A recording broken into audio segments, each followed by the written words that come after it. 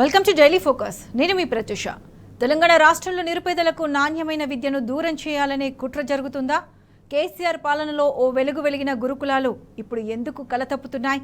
Corporate విద్యాసంస్థలు యథేచ్ఛగా పెరుగుతున్న ఫీజుల నియంత్రణకు సర్కార్ ఎందుకు చర్యలు తీసుకోవడం లేదు? ఇప్పటి వరకు విద్యాశాఖను తన వద్దనే ఉంచుకున్న సీఎం రేవంత్ రెడ్డి ఏం చేస్తున్నారు? సంక్షోభంలో కూరుకుపోతున్న ప్రభుత్వ విద్యారంగంపై టీ న్యూస్ ప్రత్యేక కథనం. అద్భుతాల నుంచి అధోగతి దిశగా తెలంగాణ విద్యారంగం పతనమవుతోందా?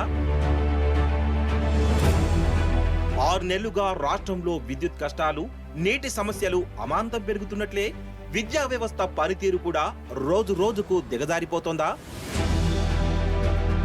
రేవంత్ రెడ్డి సర్కార్ తీరు చూస్తే ఈ ప్రశ్నలకు అవుననే సమాధానం వినిపిస్తోంది. అధికారంలోకి వచ్చి 6 నెలలైనా ఇప్పటి వరకు పూర్తిస్థాయి విద్యాశాఖ మంత్రిని నియమించలేదు. రాష్ట్రంలో ప్రభుత్వ పాఠశాలల సమస్యలకు నిలయంగా మారాయి. పలు పాఠశాలల్లో ఉపాధ్యాయుల కొరత తీవ్రంగా ఉంది. కొన్ని చోట్ల విద్యార్థుల సంఖ్య తక్కువగా ఉంది. సరైన సన్నద్ధత లేకుండానే కొత్త విద్యా సంవత్సరం ప్రారంభమైంది. పుస్తకాల పంపిణీ, స్కూల్ డ్రెస్సుల పంపిణీ నత్తనడకగానే సాగుతోంది.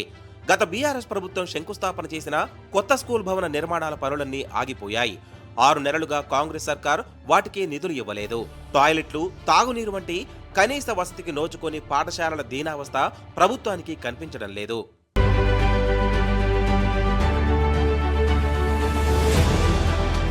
రాష్ట్రంలో ప్రస్తుత విద్యారంగ పరిస్థితికి 10 ఏళ్ల కేసీఆర్ పాలనలో సాధించిన వైభవానికి స్పష్టమైన తేడా కనిపిస్తోంది.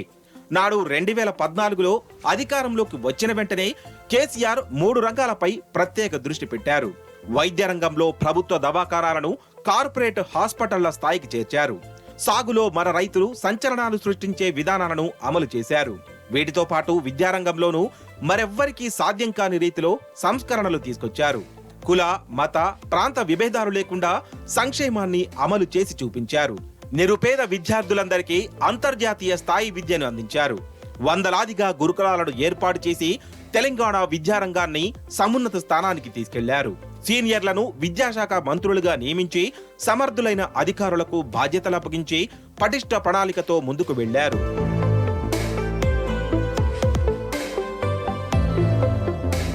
ప్రభుత్వ పాఠశాలల్లో వసతులు మెరుగుపరిచిన నాటి కేసీఆర్ సర్కార్ తర్వాత గురుకులాల ఏర్పాటుతో జోరు పెంచింది. ఆనాడు తెలంగాణలో 100లోపే ఉన్న గురుకులాల సంఖ్యను ఏకంగా 1100కు చేర్చింది. విద్యార్థులకు ఉన్నత విద్యతో పాటు వారి ఆరోగ్య పరిరక్షణకు పోషకాహారాన్ని సైతం అందించింది. నాటి సీనియర్ ఐపీఎస్ అధికారుల్లో ఒకరైన ఆర్ఎస్ ప్రవీణ్ కుమార్ ను రాష్ట్ర సాంఘిక సంక్షేమ శాఖ కార్యదర్శిగా నియమించిన కేసీఆర్ అప్పటి నుంచి మరిన్ని అద్భుతాలకు బాటలు వేశారు.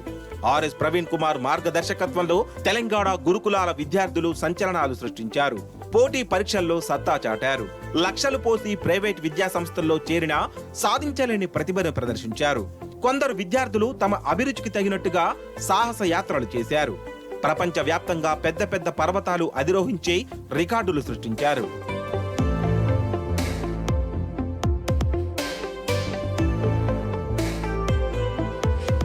పదేళ్లుగా కేసీఆర్ సర్కార్ ఇంతగా శ్రమిస్తే వచ్చిన 6 నెలల్లోనే విద్యారంగాన్ని భ్రష్టు పట్టించేలా వ్యవహరిస్తోంది రేవంత్ సర్కార్. ఎన్నికల ప్రచారంలో మెగా డిఎస్సి అన్నారు, మండలానికో ఇంటర్నేషనల్ స్కూల్ అన్నారు.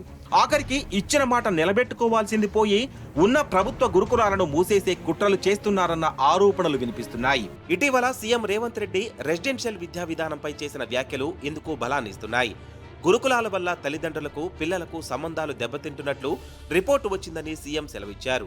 సెమీ రెసిడెన్షియల్ విధానాన్ని ప్రోత్సహించే దిశగా తమ ప్రభుత్వం ఆలోచిస్తోందని చెప్పారు. ఈ మధ్యకాలంలో మన తెలంగాణ రాష్ట్రంలో చాలా వరకు రెసిడెన్షియల్ స్కూల్స్ వచ్చినాయి. రెసిడెన్షియల్ స్కూల్స్ ఒక రకంగా విద్యను పెంచడానికి పనికొచ్చినా ఈ రెసిడెన్షియల్ స్కూల్స్ పిల్లల్ని చిన్న వయసులోనే పాఠశాల ఈ రెసిడెన్షియల్ స్కూల్స్ చేర్చడం ద్వారా తల్లిదండ్రుల మధ్యలో ఉన్న కుటుంబ సంబంధాలు బలహీనపడుతున్నాయని చెప్పి ఒక స్టడీ రిపోర్ట్ వచ్చింది. రెసిడెన్షియల్ స్కూల్స్ వల్ల వాళ్ళ పేదరికం వల్ల అమ్మ ఒడిలో ఉండి సొంత గ్రామంలో ప్రభుత్వ పాఠశాలలో చదువుకోవాల్సిన విద్యార్థులు రెసిడెన్షియల్ స్కూల్స్లో జాయిన్ అయ్యి దూరానికి వెళ్ళినప్పుడు కుటుంబ సంబంధాలు, కుటుంబ బాంధవ్యాలు బలహీనపడుతున్నాయని ఒక స్టడీ రిపోర్ట్ వచ్చింది. ఇది భవిష్యత్తులో పెద్ద సామాజిక సమస్యగా మారడానికి కూడా అవకాశం ఉంది. సీఎం వ్యాఖ్యలపై పలువురు ఆందోళన వ్యక్తం చేస్తున్నారు. గురుకులాలను మూసేసే కుట్రకు ప్రభుత్వం తెరతీసిందని చెబుతున్నారు. నిరుపేదలకు నాణ్యమైన విద్య అందించడమే గురుకులాల ఉద్దేశం. గత బీఆర్ఎస్ సర్కార్ హయాంలో గురుకులాలు ఉజ్వలమైన ఫలితాలు సాధించాయి. వాస్తవానికి ఇక్కడ చదువుకునే వారిలో ఎక్కువగా నిరుపేద వర్గాలకు చెందిన వారే. రెసిడెన్షియల్ కరికులంలో ప్రతి వారాంతంలో విద్యార్థులు వారి తల్లిదండ్రులను కలుసుకునే వెసులుబాటు ఉంది. రెసిడెన్షియల్ విద్యా విధానంలో కుటుంబ సంబంధాలు దెబ్బతింటాయనడంలో అర్థం లేదని బీఆర్ఎస్ నేత మాజీ ఐపీఎస్ ఆర్ఎస్ ప్రవీణ్ కుమార్ చెబుతున్నారు. దేశవ్యాప్తంగా, రాష్ట్ర వ్యాప్తంగా మరి కేసీఆర్ గారి హయాంలో ఈ గురుకులాలు 3 పువ్వులు 6 కాయలుగా విస్తరించిన ఇది కానీ, లేకపోతే 1984లో ఎన్టీఆర్ గారు పెట్టినవి కానీ, 1970లలో పివి నరసింహారావు గారు పెట్టినవి, అవన్నీ కూడా 5వ తరగతి 6వ తరగతిలో అడ్మిషన్లు తీసుకుంటారు.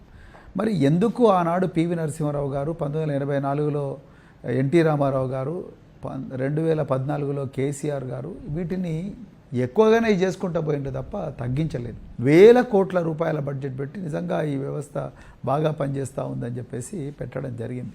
అయితే ఇప్పుడు ముఖ్యమంత్రి రేవంత్ రెడ్డి గారు, ప్రస్తుత ముఖ్యమంత్రి గారు, వారు ఒకటేమో కేసీఆర్ గారు ఏ అద్భుతమైన కార్యక్రమాలను చేశారో అవన్నీ పనికి రాకుండా పోవాలన్న ఉద్దేశంతో చేస్తున్నట్టుగా నాకు అనిపిస్తా ఉంది.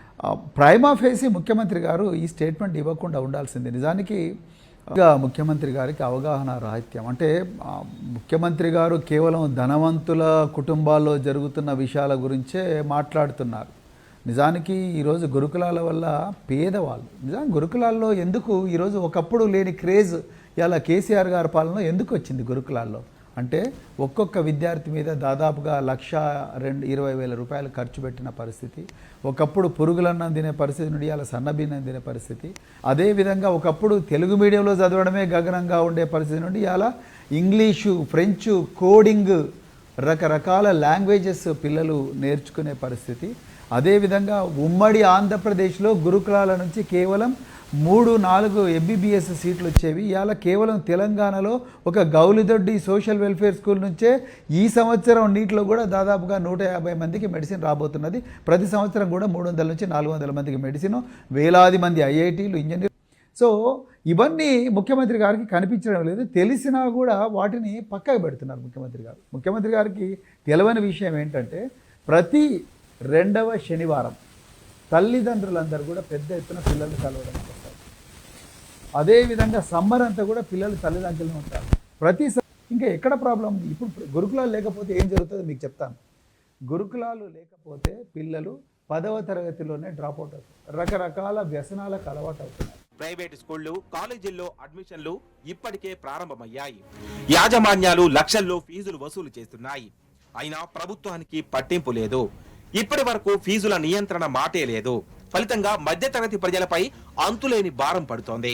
మరోవైపు సర్కారీ బడుల విద్యార్థులకు ఉచిత పుస్తకాలు, యూనిఫామ్ల పంపిణీ అయితే ఇప్పటి వరకు అతీగతి లేదు. ఎంతమందికి అవి అందాయన్న వివరాలు ప్రభుత్వ అధికారుల దగ్గరే లేకపోవడం విడ్డూరం. పరిస్థితి ఇలాగే కొనసాగితే ప్రభుత్వ పాఠశాలల్లో ఈ ఏడాది ఎన్రోల్మెంట్ కూడా తగ్గే ప్రమాదం ఉందని విద్యారంగ నిపుణులు హెచ్చరిస్తున్నారు.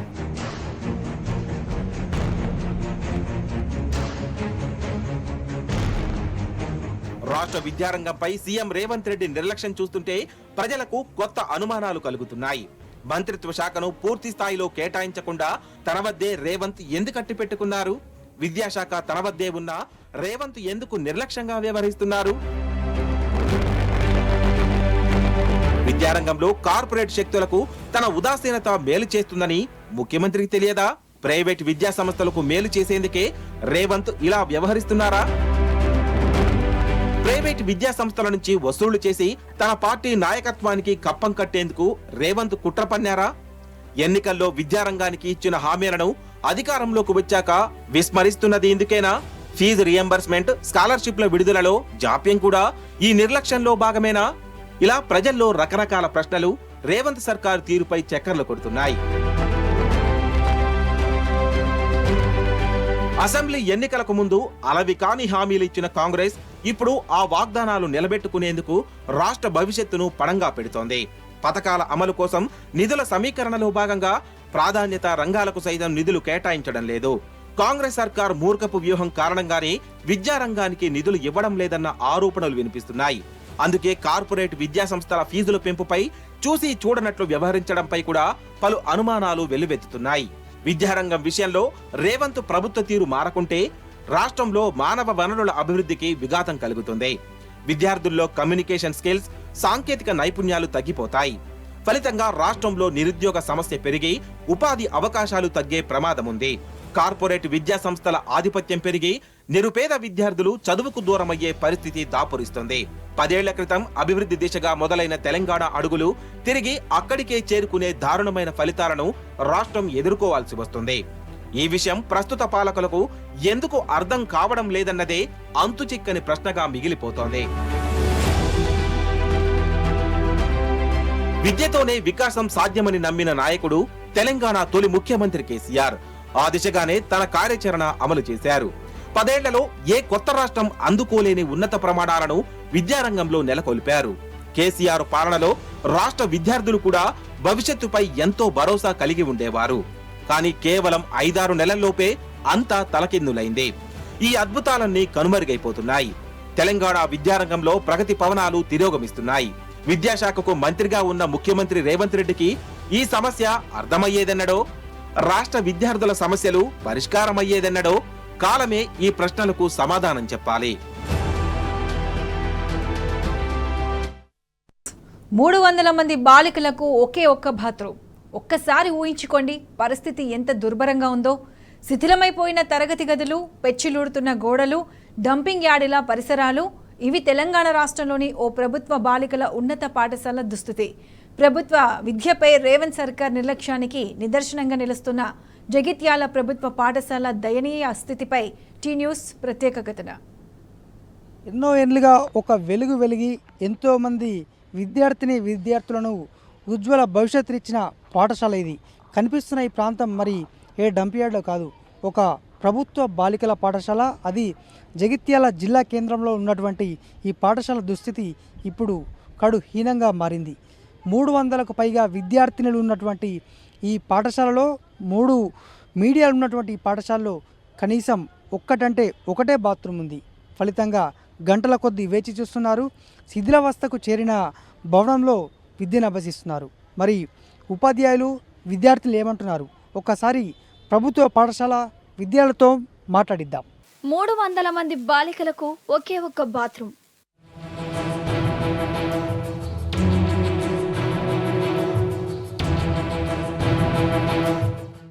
ఒకే తరగతి గదిలో తెలుగు, ఇంగ్లీష్, హిందీ పాఠాల బోధన.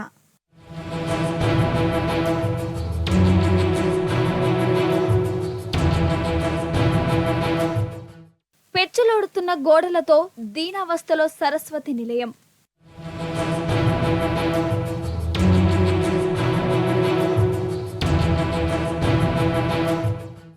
డంపింగ్ యార్డును తలపిస్తున్న జగిత్యాల బాలికల ఉన్నత పాఠశాల.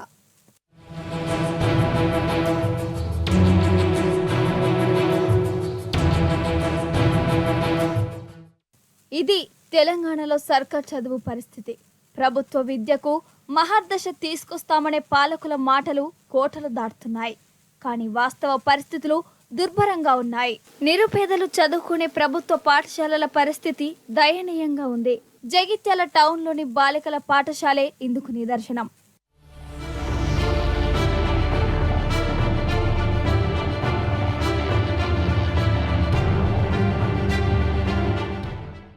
పాఠశాలలో ఉన్నటువంటి గదుల యొక్క నిర్మాణము గత సంవత్సరం ప్రారంభమై ఇప్పటికి కూడా పూర్తి కాకపోవడం వలన విద్యార్థులకు చాలా ఇబ్బందిగా ఉంది.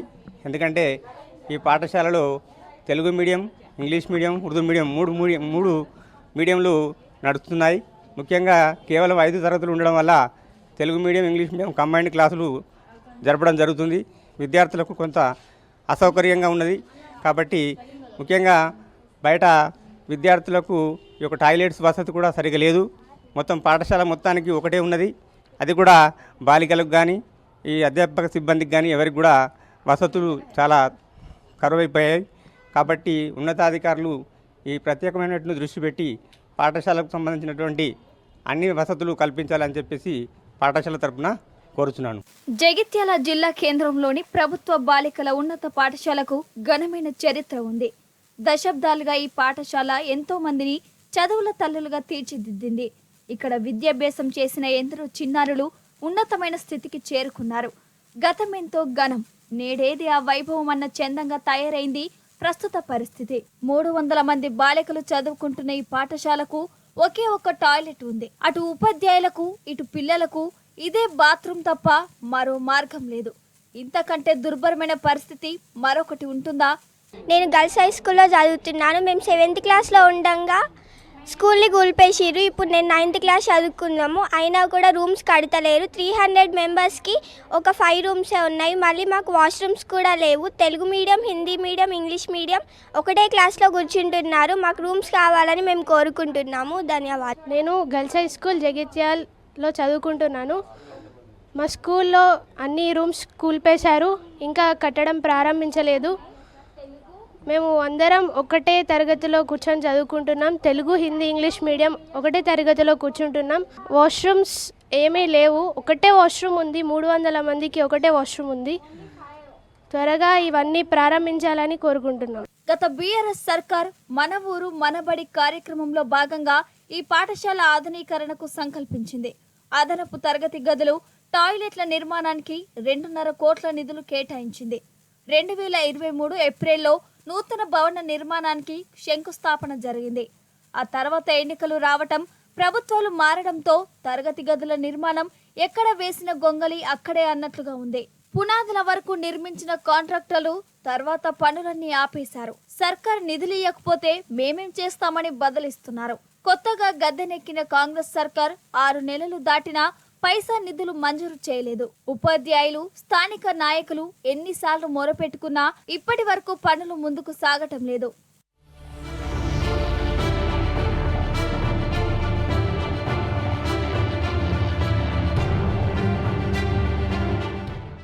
ప్రభుత్వ ఉన్నత పాఠశాల ఓల్డ్ జగిత్యాల యొక్క భవన నిర్మాణము పూర్తి కాకపోవడం వల్ల మరి విద్యార్థులు, ఉపాధ్యాయులు, సిబ్బంది కూడా తీవ్ర ఇబ్బందులకు గురవుతున్నారు.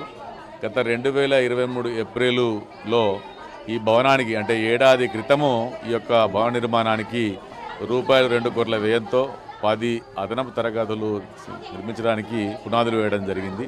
మరి అప్పటి నుంచి సుమారుగా ఏడాది కావస్తుంది.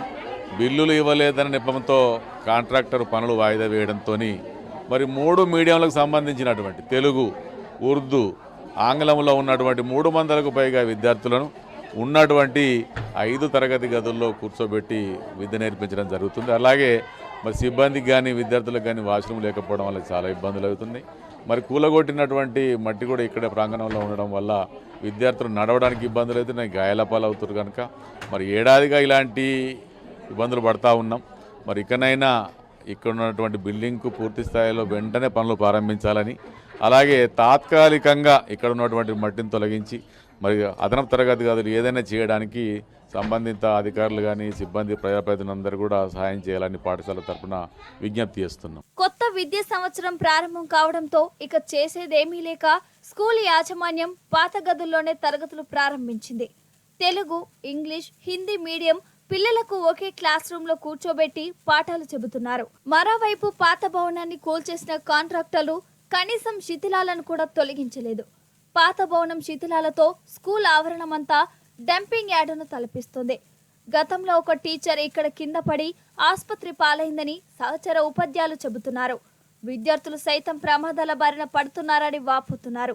ఇప్పటికైనా ప్రభుత్వం మొద్దు నిద్ర వీడాలని, తక్షణమే సౌకర్యాలు కల్పించాలని అటు ఉపాధ్యాయులు, ఇటు చిన్నారులు వేడుకుంటున్నారు. స్కూల్ కడతా అని చాలా రోజులు అవుతుంది, అయినా స్కూల్ కట్టడం లేదు. 1 సంవత్సరం నుండి కడతా అని చెప్తున్నారు, అయినా ఇక్కడ కట్టడం లేదు. కడతా అని కూల్పేసిన రూమ్లో చెత్త మొత్తం ఇక్కడనే ఉంచిర్రు, తీసివేయలేదు. మాకు ప్రేయర్ చేయడానికి చాలా ఇబ్బందిగా ఉంది. మొత్తం మాకు 5 రూములు ఉన్నాయి. ఆ రూమ్స్లలో ఒక్కొక్క రూమ్లో 3 మీడియాలు కూర్చోబడుతున్నాము. లెసన్స్ చెప్తే మాకు అర్థం చేసుకోవడానికి చాలా టైం పడుతున్నది. టాయిలెట్స్ స్కూల్ మొత్తం టాయిలెట్స్ ఒకటే టాయిలెట్ ఉన్నది. చాలా ఇబ్బందికరంగా ఉన్నది. ఎగ్జామినేషన్స్ అయినా దేనికైనా మాకు మొత్తం చాలా ఇబ్బందిగా ఉంది. ప్రభుత్వం మా పరిస్థితి అర్థం చేసుకొని మా స్కూల్ కన్స్ట్రక్షన్ స్టార్ట్ చేయాలని కోరుకుంటున్నాము. పాఠశాలలో అవస్థలపై స్థానికంగా విమర్శలు వెల్లువెత్తుతున్నాయి. 6 నెలలు దాటినా కాంగ్రెస్ ప్రభుత్వం భవన నిర్మాణం దిశగా చర్యలు తీసుకోకపోవడంపై విద్యార్థుల తల్లిదండ్రులు ఆగ్రహం వ్యక్తం చేస్తున్నారు. పాఠశాలలో సమస్యలు తెలుసుకునేందుకు వచ్చిన కాంగ్రెస్ సీనియర్ నేత ఎమ్మెల్సీ జీవన్ రెడ్డిని ఒక విద్యార్థిని ధైర్యంగా నిలదీసింది. ఇంగ్లీష్లో మాట్లాడుతూ తమ సమస్యలను ఏకరువు పెట్టింది. 300 మంది ఉన్న పాఠశాలకు ఒకే ఒక టాయిలెట్ ఉంటుందా అని ప్రశ్నించింది. వర్షం పడితే పాత తరగతి గదులన్నీ వాన నీటితో నిండిపోతాయని ఆవేదన వ్యక్తం చేసింది.